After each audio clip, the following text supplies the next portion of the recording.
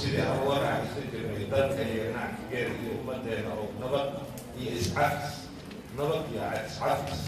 kusoo waarta kusoo aroorta ee allah subxaana watacaala ka rajeena saas daraaddeed ayaanu ku goosanay in halkudhagii uu ahdo golaha shacbiga waa codka shacbiga baarlamaanka miskiini hogaansha ujeed adeeg yahay waan garanaye golaha baarlamaanka miskiini hogaansha ujeed adeeg yahay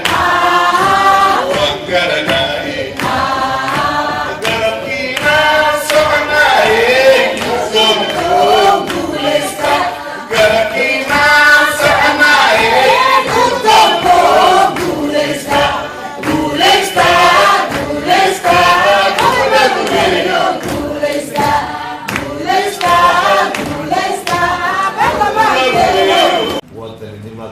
Somali wadannimadeeda ma dhiman wuxuu yahay way hurdayaan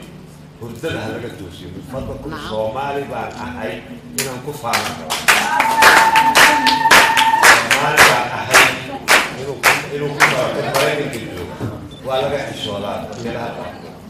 laakiin haddii aan ka xishoodo Somali baan ahay wili waxaan noqonayaa adkayno Somali baan Somalia Sareda haday ku warto hadii silciyo digaro samadeediya xumaatee Somalia